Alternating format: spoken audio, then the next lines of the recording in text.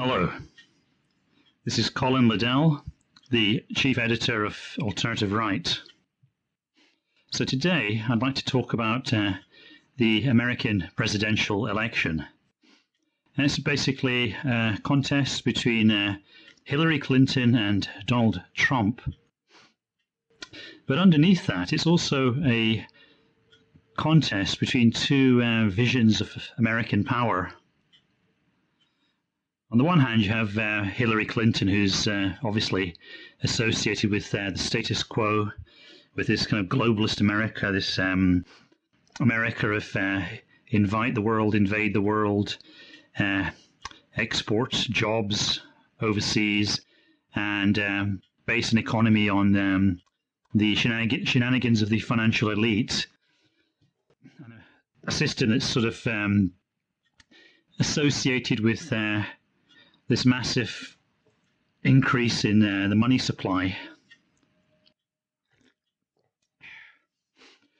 Now, opposed to this, you have the system represented by Donald Trump. I should say imperfectly represented by Donald Trump, because it's not really clear to what degree he represents the vision that he's kind of tapping into. Now, the vision of America that I would see Trump roughly aligned to is a kind of anti-globalist America, an America that's not so front-loaded with its foreign and military policies overseas, an America that is trying to get back to a kind of balanced trading system, a system where they export goods of equal value to those which they import. Well, those are basically the salient characteristics of the two positions. Of course, in addition to that, there is Trump's immigration policy, which fits quite neatly into that economic and geopolitical picture. This sort of isolationist foreign policy. I mean, that's obviously a bit of an exaggeration, but compared to the neocon agenda, it is a form of isolationism. Now, if basically America doesn't really need a foreign policy because it has two giant oceans guarding it, and it could easily look after its own interests with a military about a quarter the size of what it now has. But because it's a globalist power, it actually does need a large military. Now, there's two reasons why it needs a large military. One reason is unemployment storage. Now, I've mentioned this in various podcasts before. Because America is a country that basically exports debt, which is a negative, it also has to import a negative, which I've conceptualized as unemployment. And of course, when you import a car or a television set made in Japan or China, basically that's a car or television set which is not made in America. Therefore, along with the car and the television set, you are also importing the unemployment that means for American workers. So America, through this economic system of globalism, which has been really quite flagrant for the last 30 years, at least since the kind of Clinton years, and of course he was the president who signed NAFTA. The economic system that is inherent in globalism so requires an exchange of American debt for Chinese, Japanese, or whatever unemployment, and that's the system that Hillary represents, and it's the system that Trump seems to be kind of opposing. Although we always have to remain skeptical about any politician, and Trump especially, because he is a bit of a pragmatist and not necessarily. He's not an idealist. I would not call him an idealist. I would say he's very flexible, and he would quite potentially renege on a lot of his promises in certain circumstances. But at the moment, he is aligned with a policy in contradistinction to this globalist economic and foreign policy. So all power to him at the moment. Now there are, excuse me. Now there are, of course, I mean, these things are all connected. Economics and politics and geopolitics all connect in various ways. Now, why would the neocons be so interested in supporting Hillary? Obviously, because when you favour that kind of globalist economic policy, which relies very, very heavily on a fiat currency and the ability of the American government to generate money out of thin air, then you do actually need to have a certain kind of foreign policy to go with it. Now, why would you need a foreign policy to go with the creation of vast sums of Mickey Mouse dollars? Well, the reason for that is because you would need somebody to carry that debt burden. You would need somebody to actually buy up those dollars, to give them value, to believe in them. And the way that is done is by essentially dumping all that debt on the world. And so in order to do that, America needs to have a very, very specific foreign policy. People are not going to take all your dollars if you are a reclusive hermit nation ensconced between two oceans, not really taking much of a role in the rest of the world's affairs. So with globalism, with a fiat economy, comes the necessity of military and geopolitical globalism. Now, the American debt, which is by American debt, I actually mean American fiat dollars. When these fiat dollars are created, now, of course, in traditional economics, if you print money, if you create money based on nothing except the fiat of the government, then you create hyperinflation. And then you get what happened in Weimar Germany and later in Zimbabwe. But that doesn't happen to America. America can go on pumping out dollars, and because of the petrodollar arrangement by which oil is traded in dollars, and because of the interests of China and Japan, who are tied into these kind of export economic policies, these dollars are then absorbed by the world economy. And so that gives the American economy, the American globalist economy, its actual economic life and strength. And without those other countries being willing to take that on board, that would not occur. America would then go through some process of economic collapse. So what does that mean for geopolitics? Well, these countries respect America as this kind of hegemonic superpower, especially the Saudis. They've probably seen what's happened to any Middle Eastern leader who tries to move away from the dollar.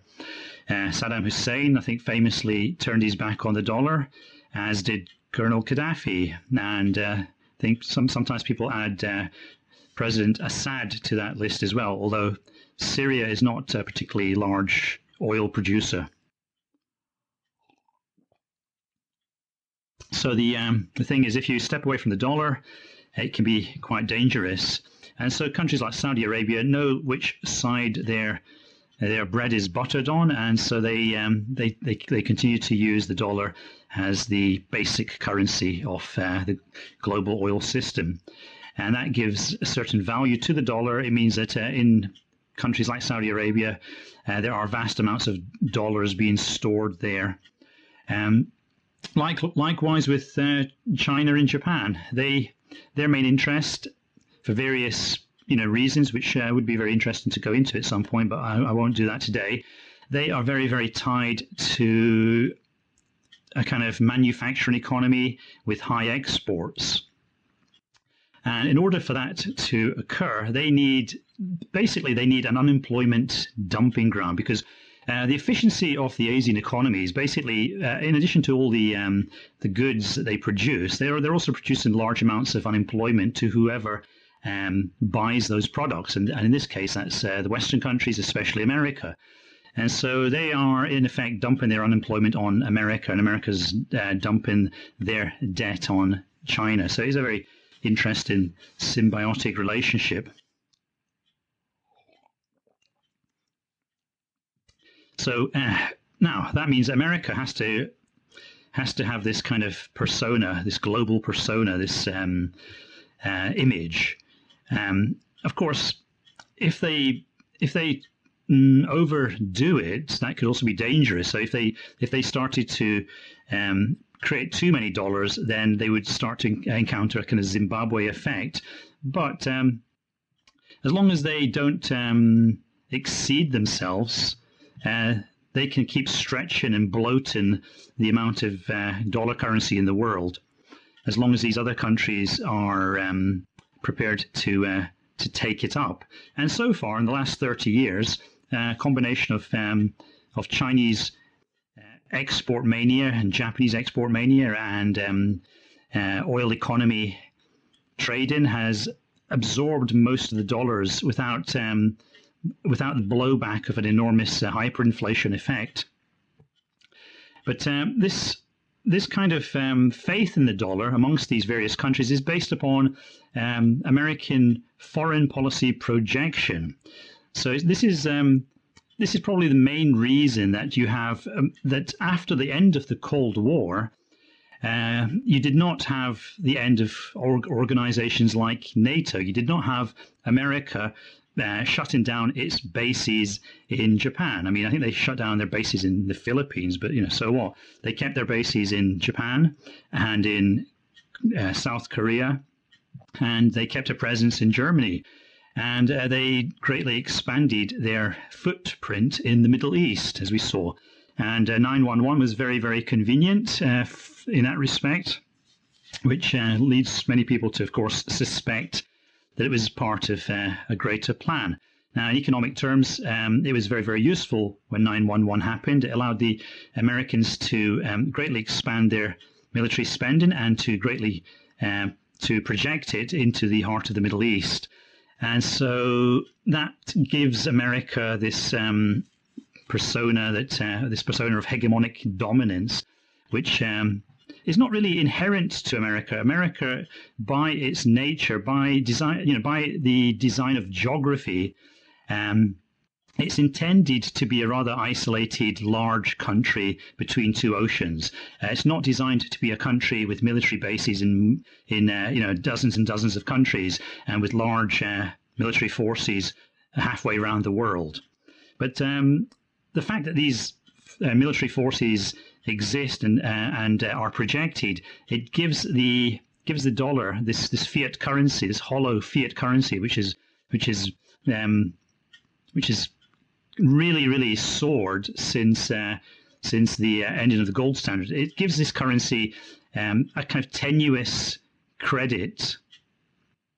Now, Trump, he kind of believes in stepping away from a purely financial credit bloating economy, and he wants to get back to the old-fashioned American economy where America was this manufacturing powerhouse and it could pay its own way with its exports.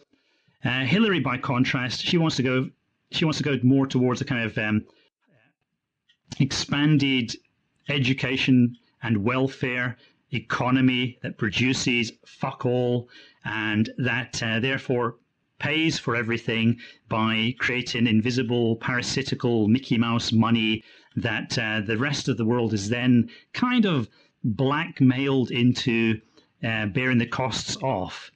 And so in order to do that, if you have that kind of system, it means you do have to have like I said, these two things are very, very intricately connected. But if you do that, you do have to have a certain kind of economic policy, a very, very globalist economic policy, a very, very interventionist economic policy, and in fact, quite an aggressive economic policy.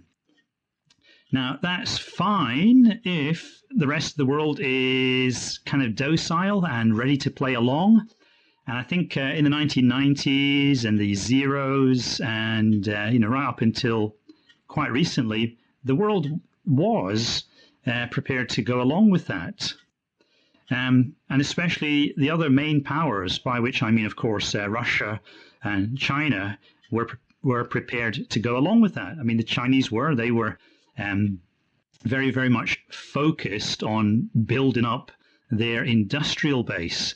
And so they they were quite happy to use America as an unemployment dumping ground and take American debt in return. And I can say, okay, now I'm just running out of.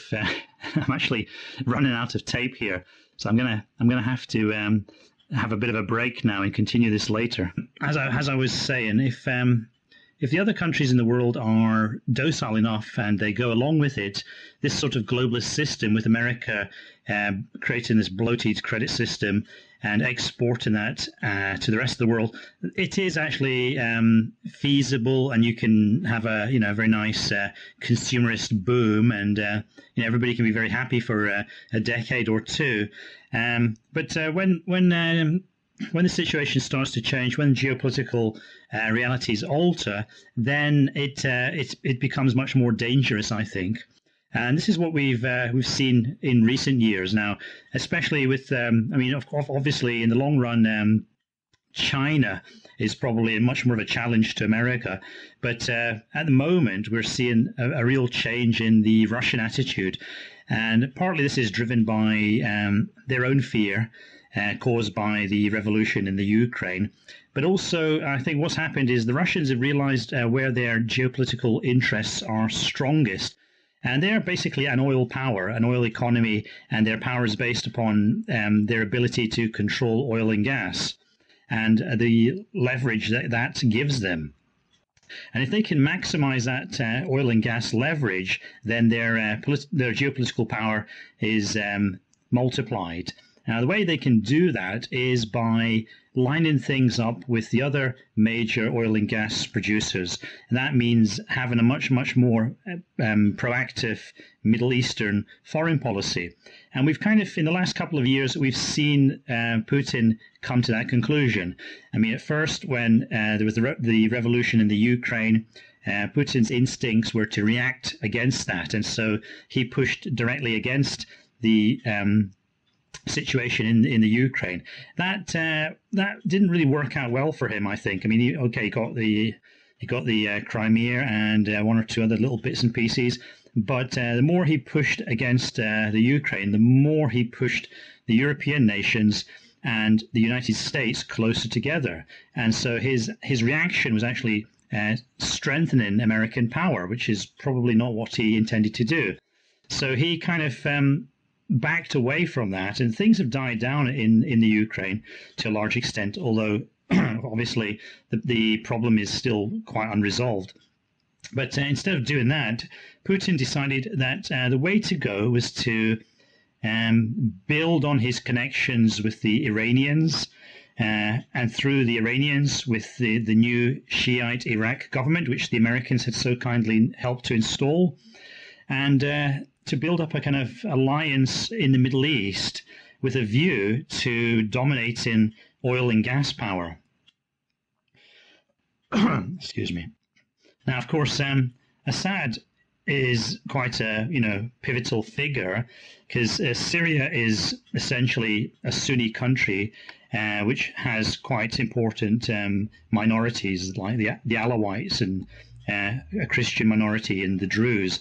And if Putin could secure the rule of Assad, then that would give him some sort of window into the Sunni Arab world as well, and that would allow him, with the kind of Shiite oil producing bloc, to start looking at ways to exert influence or power, or in some cases destabilization, on the Sunni oil producing bloc. Now, politically, in many ways, the Sunni oil producing bloc, which relies upon these medievalistic kingdoms like Saudi Arabia and places like Dubai and Bahrain and Kuwait, these places are essentially quite weak politically. So it wouldn't take too much pressure or too much destabilization for Putin to start to get results. Now, this, of course, would, if he could pull that off, that would greatly enhance the kind of monopoly effect of oil and gas power lining up and sharing similar interests. But that would, of course, also be a direct challenge to the petrodollar. And so what we're seeing in Syria is a kind of clash between this American globalist geopolitical agenda and this new agenda by Putin to work towards more of a kind of monopoly effect with oil and gas production. And so looked at in this way, this is quite a dangerous clash. Both powers have very, very strong vested interests, which are probably going to push them into some kind of conflict at some point. So on that cheery note, I'll end this video. Thanks for watching.